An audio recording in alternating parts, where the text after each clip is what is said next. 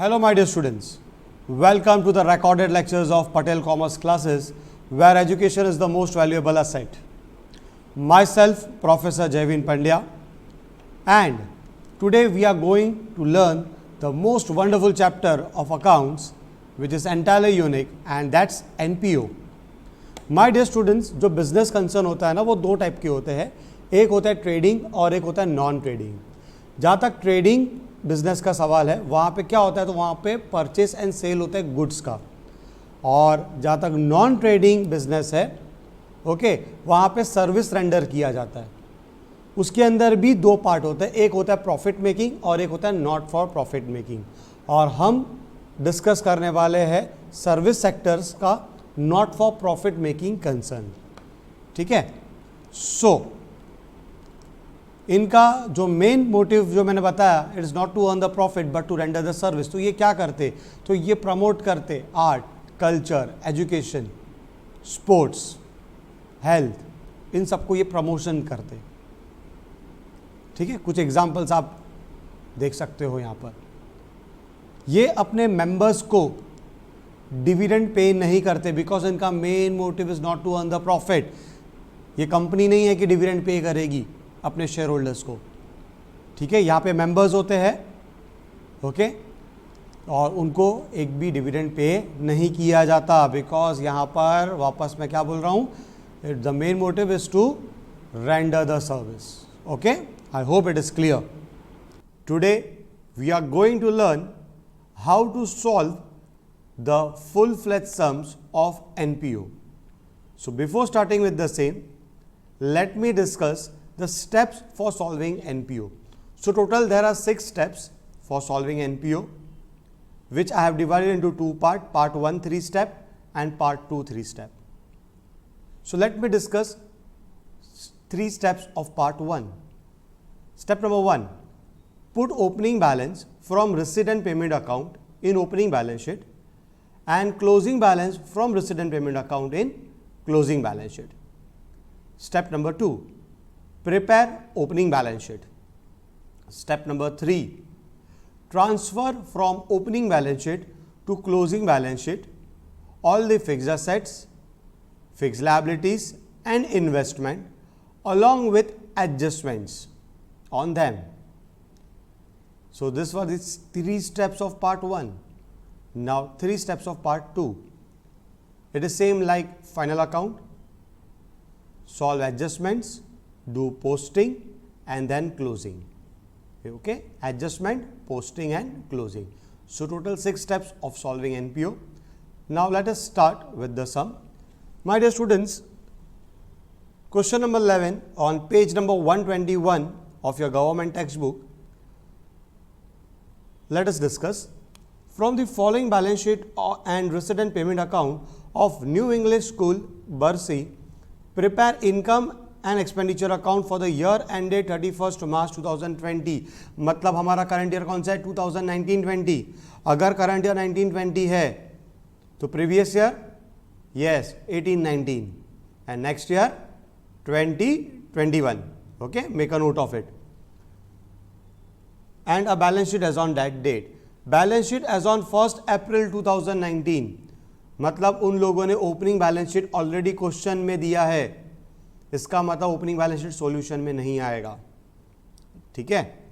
अब opening balance sheet से related क्या इंफॉर्मेशन दी है, तो लायबिलिटी साइड में हम लोग को दिया है कैपिटल फंड.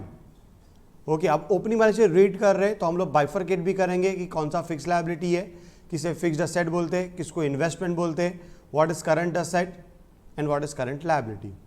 ठीक है. अब कैपिटल फंड, तो ये कौन सी लायबिलिटी होगी, fixed liability, debit and credit. अभी यहाँ पे माइंड में आएगा सर यहाँ पे पहले तो एक्सपेंडिचर लिखा है और आप यहाँ पे इनकम. माय डियर स्टूडेंट, यहाँ पे एक्सपेंडिचर क्यों लिखा है, debit all expenses and losses, credit all income and gains, मतलब नॉमिनल अकाउंट का रूल अप्लाई किया है. और सर यहाँ पे पहले एक्सपेंडिचर लिखना चाहिए था ना, expenditure and income, be positive, ज़्यादा सोचो मत. इट्स इनकम एंड एक्सपेंडिचर, है ना, पैसा आया खर्चा किया सामने. ठीक है. So income and expenditure account for the year ended 31st March. फिर नेक्स्ट यहाँ पे इन द बुक्स ऑफ वापस Mrs new English school Barshi, balance sheet as on 31 March 2020, liabilities and asset and rupees का नया सिंबल करना। Okay, rupees का नया symbol करना आप। फाइन, चलो अब स्टेप बाय स्टेप। पहला स्टेप क्या था, रिसीट एंड पेमेंट का ओपनिंग बैलेंस शीट में लिखना। तो रिसीट एंड पेमेंट में ओपनिंग बैलेंस देखो, कैश इन हैंड था 6000 और कैश एट बैंक था 10000। सो देखो ये हम लोग चले गए असेट में और यहाँ पे ऑलरेडी है 6000 and 10000। So my dear students, मैं चाहता हूँ कि आप पेंसिल से अमाउंट को टिक करो। तो 6000 एंड 10000 ये दोनों को टिक करना, अमाउंट को टिक करना, इस तरफ मत करना, इस तरफ हम लोग नॉर्मली एडजस्टमेंट के लिए कर रहे हैं इसके लिए। तो 6000 एंड 10000 को टिक किया, मतलब ये हो गया कंप्लीट। ओके, तो स्टेप 1 था opening balance sheet. Closing balance, तो देखो रिसिट एंड पेमेंट का क्लोजिंग बैलेंस। तो रिसिट एंड पेमेंट का देखो क्लोजिंग बैलेंस, कैश कितना है 4800 और बैंक कितना 70000। ये क्लोजिंग बैलेंस शीट में आएगा और ये डेबिट बैलेंस है ना, इसलिए असेट में आएगा। ठीक है, सो अब हम लोग बैलेंस शीट में गए और यहाँ पे जाके हम लोग लिख देंगे कैश और बैंक। ठीक है, कितना कैश था 4800 और बैंक में कितना आएगा 70000। ठीक है, क्लियर, फाइन। तो पहला स्टेप कंप्लीट हुआ, ये हमारा step number 1 complete. Okay, step number 2 क्या है, ओपनिंग बैलेंस शीट को रेडी करना। बट ऑलरेडी क्वेश्चन में ओपनिंग बैलेंस शीट रेडी करके दिया है, तो ये स्टेप कंप्लीट हो गया ऑटोमेटिकली। तो स्टेप नंबर 2 भी complete, because opening balance sheet is ready, है ना, opening balance sheet is ready. ठीक है, स्टेप नंबर 3। तो स्टेप नंबर 3 क्या है, ओपनिंग बैलेंस शीट से क्लोजिंग बैलेंस शीट में फिक्स्ड असेट्स, फिक्स्ड लायबिलिटी और इन्वेस्टमेंट को ट्रांसफर करना और उनके ऊपर दिए हुए एडजस्टमेंट्स को सॉल्व करना। तो चलो पहले एक काम करते हैं, लायबिलिटी में जाते हैं। एक ही fix liability that is capital fund 6,43,000। So हम लोग गए यहाँ पर और इधर लिख दिया कैपिटल फंड और यहाँ पर इनर कॉलम में लिखेंगे बिकॉज सरप्लस डेफिसिट। अब क्रेडिट साइड का टोटल ज़्यादा दिख रहा है, सो यहाँ पे नीचे जाते हैं और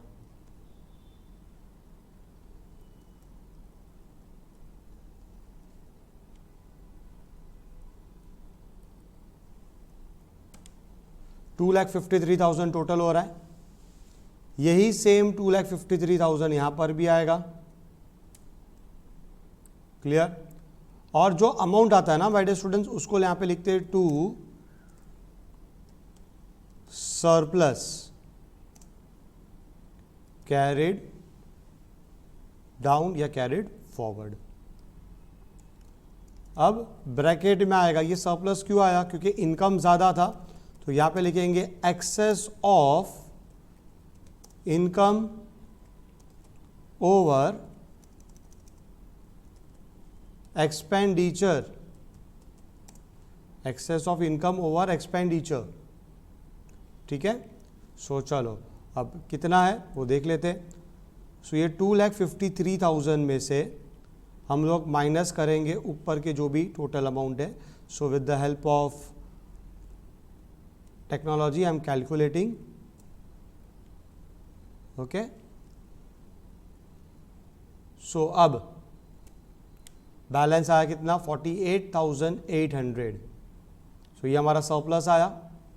चलो अब ये सीधा सरप्लस कहाँ चला जाएगा, कैपिटल फंड में ये जाकर ऐड हो जाएगा। ओके, सो प्लस सरप्लस और अमाउंट आएगा 48,800। ठीक है, चलो अब इसका टोटल आउटर कॉलम में आएगा दोनों का। ये दोनों का टोटल आउटर कॉलम है 7,52,800। अब माय डियर स्टूडेंट्स हम लोग को देखना है कि दोनों साइड सेम आ रहा है कि नहीं।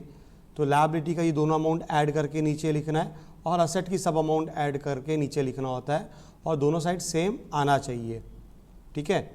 सो यहाँ पे हम लोग देख लेते हैं,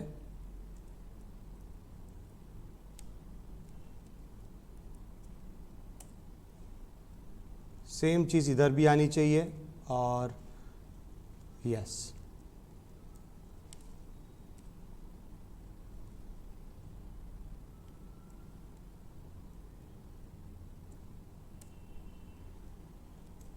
ठीक है। सो दोनों साइड सेम आया, ये टैली हो गया। तो यहाँ पे लिखेंगे हम लोग टोटल और ये भी हमारा हो गया टोटल।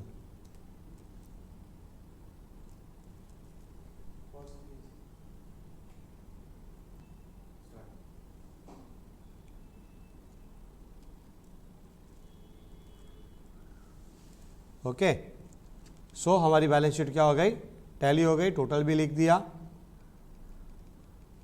सो ये पूरा फुल फ्लेज सॉल्यूशन मैं आपको दिखा दूं ताकि आप इसका नोट मेकिंग कर पाओ। ओके, देख लो एक बार पूरा प्रॉपरली सॉल्यूशन, स्क्रीनशॉट ले लेना उसका। वेलकम डियर स्टूडेंट्स, आज हम बात करेंगे चैप्टर नंबर 7 जिसका नाम है कंज्यूमर प्रोटेक्शन। सबसे पहले देखते हैं कंज्यूमर का मीनिंग। कंज्यूमर ये जो वर्ड है बच्चों, ये आया है कंज्यूमर लैटिन वर्ड के ऊपर से, और कंज्यूमर का मतलब होता है टू ईट और टू ड्रिंक। कुछ भी खाना या पीना उसको हम कहते हैं यहाँ पे कंज्यूम करना, ठीक है। सो ऑब्जेक्टिव्स में आ सकता है बच्चों, ध्यान में रखना है। अब मीनिंग देखते हैं। Consumer is a person who consumes और uses a product for final consumption and not for resale. तो बच्चों कंज्यूमर किसे कहेंगे, जो गुड्स या सर्विस परचेस करता है और अपने फाइनल कंजम्पशन के लिए उसे यूज करता है, वो किसी को रीसेल नहीं करता है, क्योंकि अगर वो रीसेल करेगा तो वो रीसेलर कहलाएगा, रिटेलर या होलसेलर बन जाएगा, है ना। तो कंज्यूमर कौन होता है, जो फाइनल कंजम्पशन के लिए प्रोडक्ट को कंज्यूम या यूज करता है। आगे बढ़ते हैं। अब जानते हैं कंज्यूमर या customer is the king of market. अब किंग ऑफ मार्केट बोलते हैं हम लोग, लेकिन उसको प्रैक्टिकली किंग का ट्रीटमेंट नहीं मिलता है, उसको स्लेव बना के रखा हुआ है। बहुत सारे प्रॉब्लम्स उसको फेस करने पड़ते हैं। मैं आपको पूरा ABCD बता सकता हूँ उनके प्रॉब्लम्स का। अब देखिए, आर्टिफिशियल स्कैरसिटी है, अडल्टरेशन है, ब्लैक मार्केटिंग है, करप्शन है, कार्टेलाइजेशन है, डुप्लीकेशन है, चार्जिंग एग्जॉर्बिटेंट प्राइसेस है, समझ रहे हैं, फॉल्स वेट्स एंड मेजर्स। तो पूरा ABCD आप देख सकते हैं प्रॉब्लम्स है कंज्यूमर को। इन सभी प्रॉब्लम्स को सॉल्व करने के लिए, कंज्यूमर के राइट्स को प्रोटेक्ट करने के लिए कंज्यूमर्स ने ना मिलकर एक आंदोलन शुरू किया। ओके, तो ये आंदोलन, ये प्रोटेस्ट, इसको हम कहते हैं consumer movement, consumer protection movement भी कह सकते हैं। ये शुरू हुआ था हमारे देश में बच्चों आज से 100 साल पहले, इन द ईयर 19